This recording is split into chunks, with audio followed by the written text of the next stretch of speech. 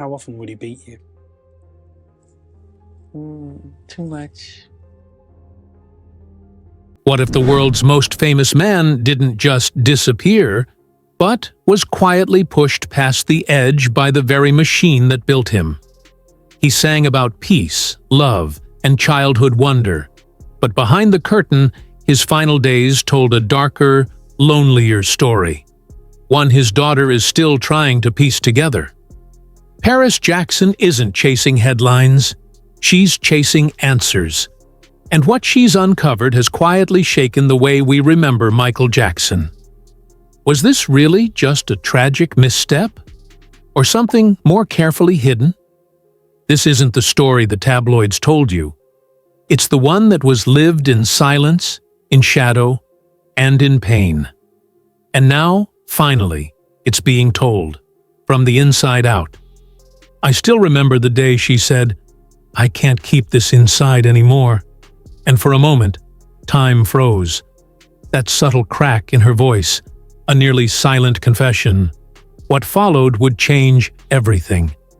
Paris Jackson, once silent behind couture and cameras, is tearing down her shields. What she's saying now doesn't feel rehearsed. It feels raw, like whispered truths under dim lights, and it's impossible to look away. As a child, she wore masks, literally and figuratively. Her father, Michael Jackson, would glance out the studio window at ordinary kids playing and shudder. He didn't want that exposure for his own. So Paris learned early that normal life was off limits. But the glittering world that protected her also trapped her. For years, her silence formed a fragile barrier against the storm of fame. But now, she's letting that barrier crumble. Here's why it matters. Paris Jackson, daughter of a cultural titan, has finally stepped forward with a secret that has haunted her since she was a child. Her father's death wasn't an accident, and she's determined to prove it. She hasn't made a grand announcement or called a press conference. She let her unshakable presence speak instead. Behind the high-fashion campaigns and the rising soundtrack of her life lies someone who has wrestled with trauma, grief, addiction, and a legacy too heavy to ignore. This isn't just another celebrity journey. It's a reckoning. From her earliest memories, she recalls her father whispering warnings. "People want to hurt me. They'll come for me." He shared strange stories of shadowy figures circling him, and he was terrified someone would follow through. That childhood fear has never left her. Michael Jackson was never just the king of pop to his daughter. Offstage, he was daddy, soft-spoken, gentle, utterly devoted. He built Neverland's amusement park not for show, but as a castle of love and protection for his kids. He told them bedtime tales and sang lullabies, filling their home with classical music, rock, jazz, R&B, anything to help them understand the world. In a quiet moment in 2017, Paris said, "He was really good at making sure we were cultured, educated, and well-rounded." At just 11 years old, she clung to him during nightmares. He taught her that art could heal, and in that fragile space between dreams and daylight, he was both mentor and safe haven. But the world outside loomed larger than their bubble. Strangers whispered his name behind closed doors, and paranoia gnawed at him. Paris recalls hearing bits of conversations and feeling him tense. He seemed to grow more anxious with each passing year. "They're going to kill me one day," he told her. And Paris, even as a little girl, knew those weren't words spoken lightly. Then came June 25th, 2009. What began as another rehearsal day turned into the quiet before a storm. Paris walked into her father's room and found him still. "Daddy!" she screamed, but he didn't wake. At that moment, she lost the one person who understood her like no one else. That moment changed everything, and not just for her. Dr. Conrad Murray, Michael's personal physician, rushed in. Paris watched as CPR was attempted on the bed. The desperate measures a doctor trained to use the floor should never have taken.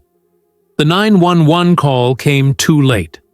The anesthetic propofol, never meant for home use, had overwhelmed him.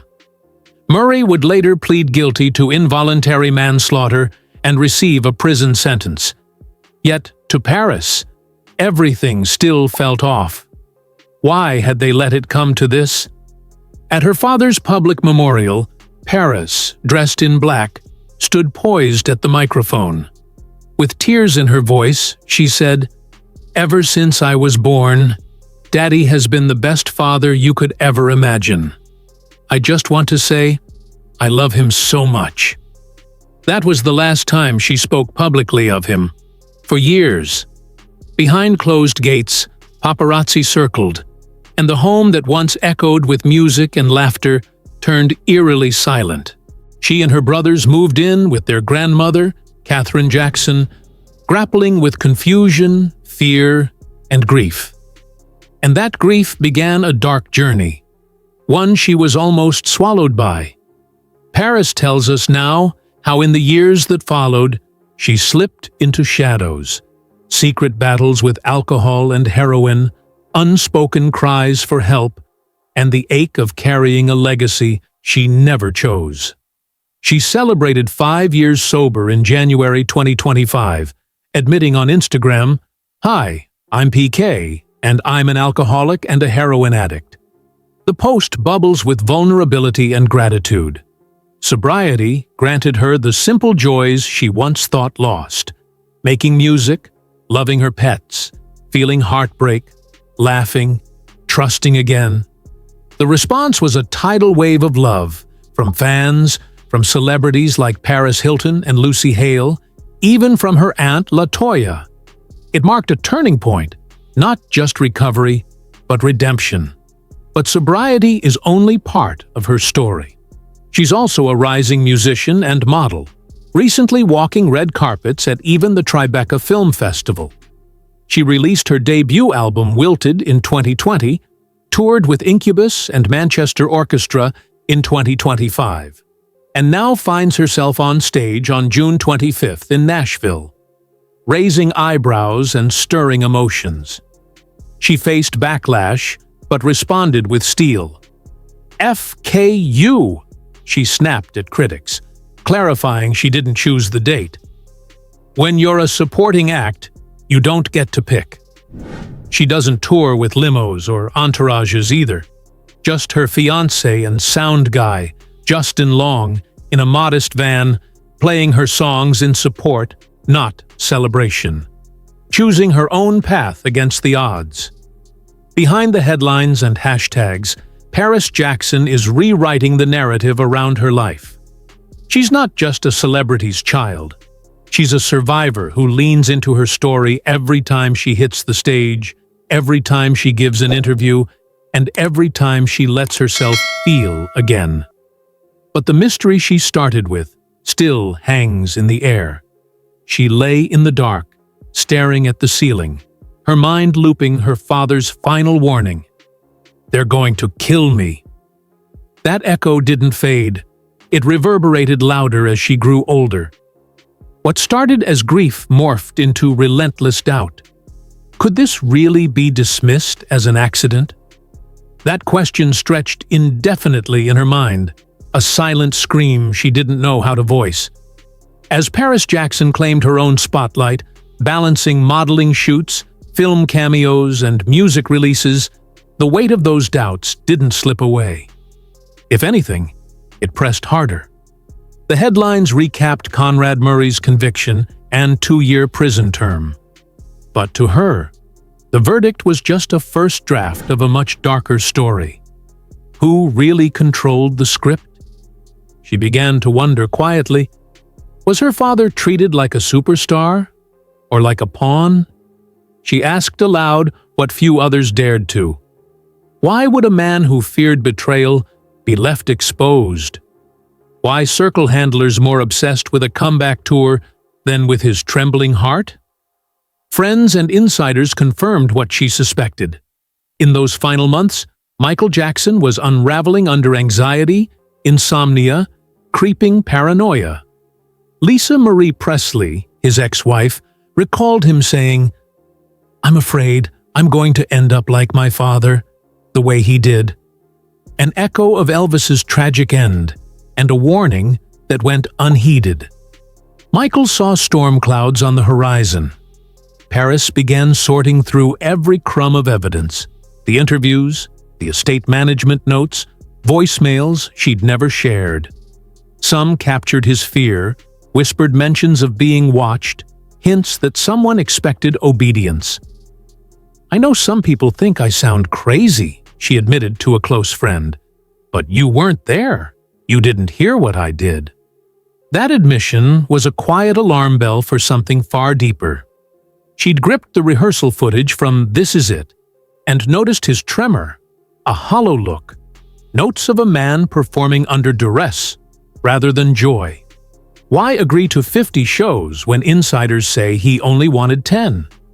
Why stay locked in an exhausting schedule when his spirit was already fractured and his health declining? Was this ambition or coercion? Her instincts screamed it was the latter. Paris never lashed out with accusations. She didn't demand conspiracies or grand exposés. Her voice was quieter, measured, fueled by grief and love. "I'm not saying there was a grand plot," she told one interviewer, "but I know my father. I know he was scared, and I know that people ignored that until it was too late." That phrase became her mantra, an unspoken challenge to those who would dismiss her fears. And while conspiracy theories often swirl carelessly online, hers felt different, rooted in memory, in voices that shaped her childhood. She reached out to those who worked closest with him. Some closed the door. Others whispered their own versions of pressure, financial desperation, and a tightening web that spun around Michael's creativity. It wasn't idle speculation. She uncovered contracts that prioritized revenues over rest, medical logs showing a cocktail of slee. She began planting seeds through her music, interviews, even Instagram captions. It wasn't about drama. It was about healing the story, reshaping the narrative that had become tangled in tabloids. Her platform became a quiet beacon for the stifled truth. Her sobriety became a part of that journey. On January 7, 2025, Paris celebrated 5 years clean from alcohol and heroin. She shared a video montage, from dark moments to sunrise hikes and loving scenes with her fiancé, Justin Long, and her pets. "Hi, I'm PK, and I'm an alcoholic and a heroin addict. Today marks 5 years clean and sober," she proclaimed, seizing her truth in front of millions. That announcement rippled beyond pity. It showcased her clarity, her reclaiming of identity, and the power to face her father's truth with eyes wide open. She returned to live performance, on her terms. No limousines, no red carpets, just a Sprinter van and an acoustic guitar shared with Justin. Yet even that choice stirred controversy. Scheduling a show on the very date her father died ignited backlash. But she stood firm. She didn't choose it. Opening acts don't. And she wasn't canceling. "FKU," she said, not as rebellion, but as assertion. Her grief didn't give others permission to speak for her. Those moments, so personal, so raw, mobilized her audience. Not just fans, but thinkers, supporters, and critics who saw her controlled vulnerability as courage. But the greater mystery remains. The corners of her father's final chapter that still lurk in shadows. Paris Jackson is no detective, but she is the heiress of memory and intuition. She combs records, revisits people who spoke in cautious half-truths, follows threads in estate lawsuits, and listens to every disquieting voicemail that survived. She doesn't shout it from podiums, But each subtle placement, an interview here, a lyric there, builds tension. "People want closure," she said once, her voice quiet but unwavering. "So do I. But closure only comes when truth is allowed. All of it." And so she pushes forward, turning her internal investigation into public art and careful conversation. Her loyalty to her father burns in every step. In recovery, in control, and in command of her narrative. The stage is set for something deeper than healing. She's preparing for a reckoning that could rewrite the labels slapped on Michael Jackson's death. The audience holds its breath, knowing the next act could upend everything we thought we knew. To Paris, her father's passing never felt like a tragic mistake by one careless doctor. It felt like a failure of everything around him. What if the issue wasn't just negligence, but exploitation? The world saw the headlines of a medical mistake. She felt something deeper, a system that consumed him. For most, the story ended with Conrad Murray's manslaughter conviction. To Paris, it was only the tip of a buried truth. Siblings like LaToya and Jermaine spoke openly, hinting that Michael's death was no accident, that powerful forces counting on the money from his legacy stood to gain. The planned London shows loomed like a trap. 50 concerts when insiders said he only wanted 10, and his public facade masked private fear. He feared ending up like Elvis, trapped in dependency, and Lisa Marie Presley once recalled him drawing eerie parallels between their shared anxieties. Paris remembered overhearing hushed conversations, seeing him grow thin, withdrawn, no longer the devoted father, but a man frayed by pressure. She absorbed every fragment, storing them until they coalesced into something too troubling to ignore. Did those final rehearsals hide a deeper collapse? She wasn't convinced Michael had chosen this. She believed he had been pushed. She didn't hunt conspiracies. She didn't grab headlines. Instead, her approach was quiet and personal, reaching out to insiders, reading legal filings, rewatching This Is It tapes, until she could almost hear his voice cracking under strain. Behind every lyric, there was pain. And those rehearsals weren't triumphant. They were survival. Advocacy around artist exploitation and mental health suddenly found a spokesperson in her absence. Outfits that scheduled marathon runs for her dad were questioned. Propofol, a drug only for hospitals, became central again, yet no official inquiry followed. Paris's mission wasn't scandal. It was acknowledgement. Her father was seen as a revenue stream before he was seen as a person. Healing, she realized, couldn't come by pretending everything was fine. She had to speak her truth. The darkness in her teenage years, panic attacks, self-harm, feelings of being unanchored, they all circled back to one thing: unresolved grief and unanswered questions. She once described survival as resistance. Now, truth-finding had become her rebellion. In recent years, she's stepped into the light, not as Michael Jackson's daughter, but as Paris Jackson. Wilted, her 2020 album, thrummed with mourning and hope, and every lyric hinted at reconstruction. Critics called it emotionally mature and raw, sensing the deeper theme. Grief wrestled into art. Beyond music, her activism echoes it, advocating for mental health, LGBT rights, and artistic freedom. But all of it began with her need for healing and for answers. Through this journey, Paris developed a wary eye toward power structures, industry executives, media machinery, and medical gatekeepers. She rejected being boxed into cliches, whether as tragic figure or legacy trophy. Instead, she chose to be complex, messy, and real. Vulnerability, she knows, invites connection and healing. Today, the world may never have the full facts on Michael Jackson's death, but through Paris, we see that silence doesn't heal. That legacy isn't a label. It's a life carried forward. What would it take for us to question what we accept as truth? As this story reaches its final act, Paris Jackson stands at a turning point. Her father's daughter, an artist reborn, and an advocate forging a new path. But there's more. Behind this journey lies a remarkable financial transformation. Paris's estimated net worth as of June 2025 is between $125 million and $150 million. Part legacy, part self-made. She owns a private home in a gated Los Angeles community worth several million, and travels privately with fiancé Justin Long.